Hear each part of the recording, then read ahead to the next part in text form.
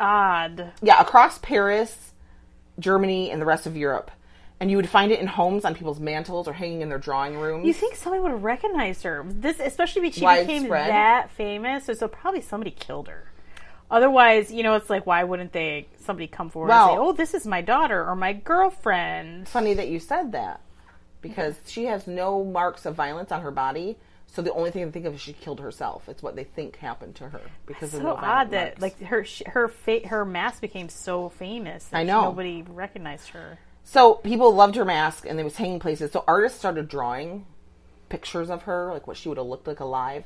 People started writing stories about what happened to her life. Like, she became a muse for, like, artists, novelists, poets. Like, they were just fascinated by this story of this unknown girl. I know, it's so heartbreaking. You know what I mean? Like, it's like kind of, it's macabre, but it's like, there's a romantic side of it too. Because it's like this poor girl ended up dead at such a young age, but she, like, her notoriety is, like, still around today. Yeah. It's amazing. Exactly. And, like, being a muse for different artists and things, like you said, it's a fascination of, like, what happened to her. And a lot of times they like to talk about unrequited love because it makes it more romantic. And there's something to do with the water and dying and all that, all just adds to it. So it made people want to write stories about what happened and what happened in her life and what led her to the river and all these different things. So somebody could have poisoned her and then dumped her body in the river. True, though. they could have, because there would be no marks on her then. You tell them, Margaret. I know. Now, some say the mask could not be from someone pulled from the river. Because they're like, I've seen people pull from the river. They're bloated and distorted and disgusting. Depends on how fast they found her. So they're like, we think she was model, that they did this, and someone made this all up. Because this can't you. And other people think maybe that the face was slightly distorted, but when they did the mask, because she was so beautiful, they wanted to preserve her beauty. Or the story was that maybe the model did pose for a mask and then died in the river, and it all connects together. So there's no real story behind no one knows. No, but if she'd have been pulled out that day, she wouldn't be bloated, No. I don't think. No. I think it takes a few days to get gross. Right. And who knows? Yeah, who knows? It just depends on where she fell in the river. We need Elena from Morbid to tell us about how fast people bloat in the water. In the water. Yeah. Because, Someone tell us, how fast do you bloat in the water when you're dead? I don't know. So over the years, emerged so many different stories of her life. Like, people were telling stories of what could have happened to this woman. One of the biggest, most famous stories was there were twin sisters that lived in Liverpool, England, and one had a love affair with a rich man and eloped to Paris, but was never seen again. That there was some kind of unrequited, like, he already had a mistress or a wife, and then she committed suicide because of that, or he killed her. I don't know. Wow. So she never is seen again, and then many years later, the other sister visits Paris, and she sees the mask and recognizes it as her sister, who she never saw again. Like, so she apparently there's a story of this girl who saw the mask and said, "That's my sister," but there's no documentation of this anywhere. So is this a tale that someone wrote, or is it happen? I don't know. Right. There was a man, he wrote this book called his name is L. Alvarez. He wrote a book called The Savage God, and right after Sylvia Plath killed herself, he wrote this book because they were good friends about suicide and about, like, the theories behind why people do it, or, myths about it, or, truths about suicide and what people are thinking. And he talked a little bit about the unknown woman of the Seine. And he said, like, he kind of was fascinated by it too, because, they say she committed suicide and people were fascinated by her, blah, blah, blah. So, he said in his book that a whole generation of German girls this mask went nuts, okay? Between World War I and World War II in Germany, women went nuts over this mask. Right. And they started wanting to model what they look like after this dead girl's face. If you could see Margaret's face right now. What? Yes.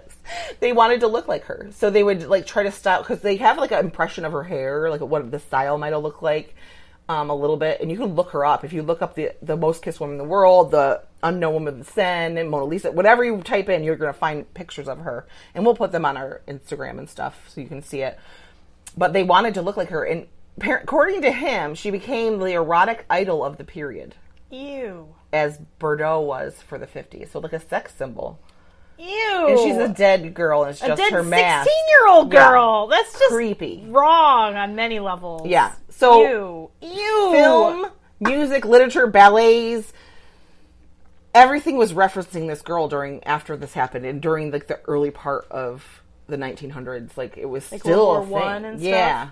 Stuff. So they're writing stories about her, and apparently even Pablo Picasso himself was said to be compelled by her, like captivated by her appearance.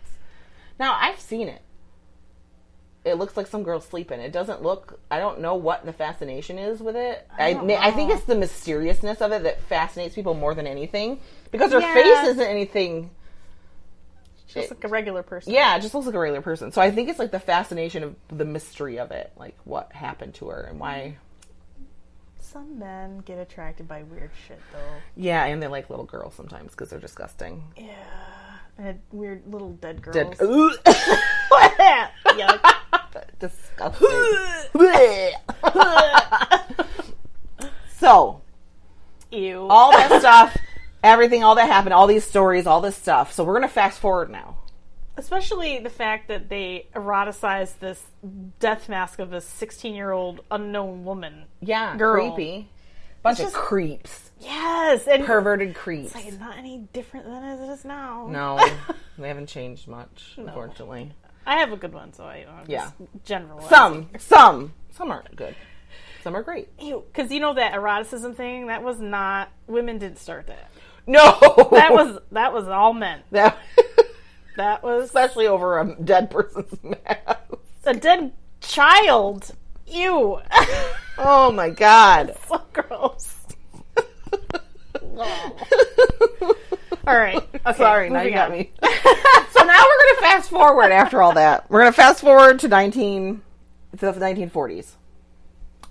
There was a man, his name is Asmund Lerdahl. He is from Norway, and he's a toy manufacturer. There was something new and exciting that just got kind of... they just started to work with in the toy industry. It was probably something new and exciting for the time. Plastic. Oh, yeah. And, now we wish we never invented it. Yes. Look at our oceans. But yes. Then it was new and exciting, and he was, experimenting with it, and he ended up producing a doll called Anne, that they named Anne, that was very realistic, and it was a big hit, because before that, they're probably chiseling them out of wood. I don't know dolls out of before that, but I'm assuming it was wooden dolls and sewn dolls, like husk. Ceramic. Yep, ceramic. So this is a plastic. You almost felt like you could make it like a rubbery kind of plastic, so it felt like skin. And so people were like, "Oh, this is so neat and cool." Yeah. And soon after, he was making his, he was a toy manufacturer making his dolls and stuff. But he had a 2-year-old at home, and his 2-year-old almost drowned, and he was able to save him by forcing the air out of his lungs. The water. The water, not air. You want that. You want the air in, yes. He was able to force the water out of his lungs and save him. And it was like a very traumatic event for him, more even than the child, because he was almost lost his child. Yes. So time rolls on a bit, and I think it was in the 60s. A group of anesthesiologists contacted the Lerdahl toy company because they knew they made this really cool doll out of plastic. And they had just come up with this new resuscitation technique called CPR. Oh, boy. Yeah. And they said, people are a little weirded out. We can't really practice this technique and show it on a person because you don't want to breathe. You're not forcing your air into people's mouths and pushing on their chest and stuff. So we need something that looks kind of like a person, a big mannequin, made from this plastic that you work with. That's flexible. So we can smush its chest and open its mouth and breathe air into it. Yeah. I wonder if this is where sex dolls came from. Ew. It probably was. But I remember taking advanced life-saving in school and learning CPR on a dummy. Yeah. I have to learn it every 2 years at work. I think we wiped the mouth off with alcohol wipes in between. We have to, I do it every 2 years. I have to do this on a dummy. So, anyway, because of his history, because of his son almost dying, like he was like, yes, let me help you do this, because he did CPR before he even knew he did it. You know what I mean? He was able to save his son, and because he had that, like, that really messed with him after that. Because I would be, who wouldn't be? Their 2-year almost died. God, it's awful. So he was like, yes, let me do this for you. Let me make this doll. So he, using the techniques for his Ann doll, he made a human-sized one, a life-size version, that the chest was collapsible so that you can do compressions on it. And but he needed a face, and he knew it had to be a woman, because no man in the 60s was going to practice CPR on a male doll. Oh, God forbid. Because they're a bunch of idiots and they're stupid. For sure. God forbid you do mouth-to-mouth on a male. They'd die. We'll just kill our friends. And we don't care. Yeah, the thing is like, oh, my friend would rather die than have me put his mouth on him anyway. So they were going to let their friends die anyway. So they're like, we're not going to bother teaching them on a male, because they're not going to do it. So... oh, man. So he was thinking, what face should I use for my doll? And then he started thinking about this mask that hung on. Now, some places said it's in-laws' wall. Some people say it's grandparents. But it was the Mona Lisa of the Seine. Oh, because her mask was everywhere. Oh, my God. In and Norway. Even into the 60s. This in mask Norway. was still, yes. Oh, my God. So he was like, that's the perfect face. Her eyes are closed. She has a serene look. And I'll just make it her lips apart. And she drowned. Right. So isn't that just... Supposedly. Yeah, ironic. Maybe she drowned. Maybe she was dead when she was put in. But anyway, she was either way. Fished out. She was fished out of the water, the river. Yes. Which kind of ties his son's stuff to it. Right. It's very interesting. So anyway, he had to make her lips kind of partially open because you had to be able to blow air into her mouth. So he decided that he would use her face on this doll. And then he named her Recessian. Resuscitate. Mm-hmm. Resuscitate. And in the U.S., you know what she's called? CPR Annie. The first CPR doll was CPR Annie. That's what they called her. And then she's the first ever made and successfully used patient simulator ever. Like it's the first time it's ever been done. And they were able to teach people how to do CPR on this dummy. They put a tube in her mouth and put bags in her for her lungs to breathe into, so they have the lifting of the chest and all that stuff. So he eventually even made it better as time went on. But his company estimates to this day, because they still are around, the Ledral company, estimates that 2 million lives have been saved because they've learned how to do CPR, and over 500 million people have been trained. So his plastic little doll he made turned with her face. Then he ended up making a mannequin with her. So she died, say, drowning, but now she's because of her. It's kind of gives you goosebumps if you think about how like she had this legacy that she never even knew would happen. And her short 16 years of life. Yeah. So she was a girl with no story, but had an amazing one in death, which is kind of cool. But here's my favorite part of this whole story. Okay. I'm ready. You know Smooth Criminal? The song by Michael Jackson? Yes. Annie, are you okay? Are you okay, geez. Annie? That song is inspired from the CPR classes they attended, because you used to say, you have to ask if your patient's okay. And you have to say their name. And because her name was CPR Annie, they would say, Annie, are you okay? Oh, and that's where the song lyrics came from. Annie, are you okay? Are you okay, Annie? Okay. How many? Yeah. A side note, we loved Michael Jackson when we were growing up. Yeah. And we listened to that album 100 million times. Mm-hmm. Was it Bad? Was that Bad? No, that was before Bad, I think. Smooth Criminal? It wasn't a Thriller. Maybe it was. I don't know. I can't remember. Maybe it was. We had that on record down here, and we just listened to it down here. Thriller, yeah, yes, with him leaning back. We would do the dance with the hands. Yes. We did lots of dancing down here. Was there a tiger on that cover with him? Or am I thinking like a He-Man thing? I think he had a white tiger. He had a white tiger on there. He did. So Michael Jackson even got pulled into the Are You Okay, Annie? Which, think about Michael Jackson and his little bit of his oddities. Makes sense that he would like get involved in something to do with this death somehow. And he's got like some, even though he's dead now, so, but you know, those Leaving Neverland documentaries, they messed me up.